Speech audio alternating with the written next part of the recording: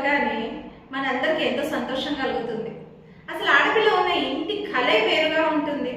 ఆ బిడ్డను మనం చేసే గారాబం, ఆ బిడ్డను మనం చేసే ముద్దు అంతా కూడా ఒక లెవెల్.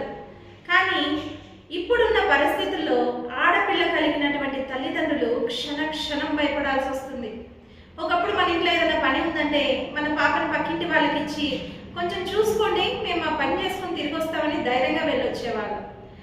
అలాంటిది ఇప్పుడు మన దగ్గర ఉన్నటువంటి మన బిడ్డని పక్కనే ఉన్న షాప్కి పంపాలన్నా, స్కూల్కి వెళ్ళి రావడం ఒక 5 నిమిషాలు లేట్ అయినా కంగారు పడిపోతున్నాం, భయపడుతున్నాం. ఏం జరుగుతుందో, ఏ క్షణంలో ఎలాంటి వార్త వినాల్సి వస్తుందో అనేటువంటి టెన్షన్ ఎక్కువైతుంది. కుటుంబంలో ఆడపిల్ల కలిగిన తల్లిదండ్రులందరూ కూడా ఎవరు ప్రశాంతంగా లేరు. అందరిలో ఇదే బాధ, ఇదే వ్యధ, ఇదే మానసిక పరిస్థితి చోటు చేసుకుంటుంది. ఎందుకంటే నేటి సమాజంలో ఉండేటువంటి మనుషులు మృగాలుగా మారుతున్నారు.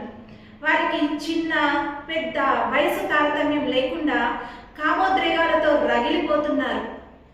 ఇదంతా ఎందుకు అంటే, విశాఖలో 3 ఏళ్ల చిన్నారిపై లైంగిక దాడి చేసిన రాక్షసుడు యోగి. చిన్నారికి బిస్కెట్స్ కొనిపెడతానని తీసుకెళ్లి చిన్నారిపై అఘాయిత్యానికి పాల్పడ్డాడు. న్యూపోర్ట్ పిఎస్ పరిధిలో గంగవరపు రామాలయపు వీధిలో ఈ ఘటన చోటు చేసుకుంది. బాలికకు తీవ్ర రక్తస్రావం కావడంతో విషయం బయటపడింది. నిందితుడు యోగిని అదుపులోకి తీసుకున్నారు పోలీసులు. అతనికి చిన్నారి కుటుంబంతో పరిచయం ఉన్నట్లు తెలుస్తుంది. యోగి క్యాటరింగ్ పనులు చేసి జీవనాన్ని సాగించేవాడు. యోగిపై పోక్సో కేసు నమోదు చేశారు. చిన్నారికి హాస్పిటల్లో చికిత్స అందిస్తున్నారు. చిన్నారి పరిస్థితి విషమంగా ఉంది.